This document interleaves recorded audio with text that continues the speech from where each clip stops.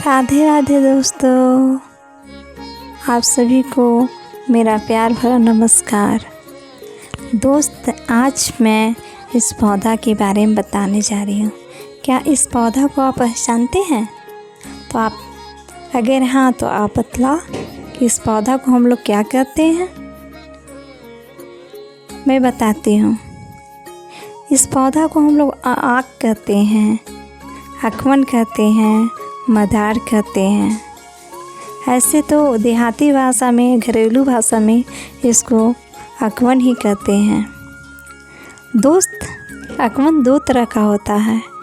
एक होता है बैंगनी कलर का और दूसरा होता है सफ़ेद कलर का। तो मैं सफ़ेद कलर का जो आक होता है ना, उसके बारे में मैं आपको बताती हूँ। आज तक तो आप लोग जानते होंगे कि ये ना शिव जी का बहुत प्यारा फूल है। शिव जी पे चढ़ाया जाता है, इससे शिव जी प्रसन्न होते हैं, शीघ्र ही प्रसन्न हो जाते हैं महादेव। और सफ़ेद आक का पुष्प से तो और महादेव बहुत जल्दी ही प्रसन्न हो जाते हैं। तो इसी फूल के बारे में, इसी पुष्प के बारे में मैं आपको बताती हूँ। मेरे दोस्त, ये पुष्प है ना,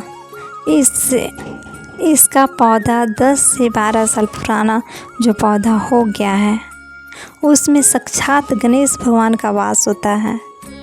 और जहाँ गणेश भगवान होते हैं वहाँ लक्ष्मी जी भी होती हैं। तो मेरे दोस्त, इसको लाना चाहिए। इसका लाने का विधि जानते हैं क्या है? आप 1 लोटा जल लीजिए, एक कसैली लीजिए, सुपारी, एक सिक्का लीजिए, अक्षत लीजिए, फूल लीजिए, रोड़ी सिंदूर लीजिए, धूप बाती लीजिए और आप ना आक के पौधा के पास जाइए। वहाँ विधि वक्त पूजन कीजिए आक का पौधा को और उनको बोलिए, हे आक, मैं आपको कल लेने आऊँगा, इसीलिए मैं आज आपको निमंत्रण देने आया हूँ। मैं आपको आकर कर ले जाऊँगा। मैं अपने घर में आपको रखूँगा, जिससे मुझे अपार लक्ष्मी की प्राप्ति हो। उसके बाद आपको घर चले आना है। घर आने के बाद फिर दूसरा दिन इसी तरह जाना है। थाली में सजा लीजिएगा 1 लोटा जल, सुपारी, पैसा, अक्षत, चंदन, रोड़ी, सिंदूर, दीपक, बाती, अगरबत्ती सब कुछ ले लीजिएगा। फिर इसी तरह से पूजन कीजिएगा। उसके बाद उसको खोदाई कीजिएगा। जब उसको खोदिएगा, जड़ निकलेगा। जड़ जो निकालिएगा ना, वो एकदम गणेश जी के आकार का रहेगा।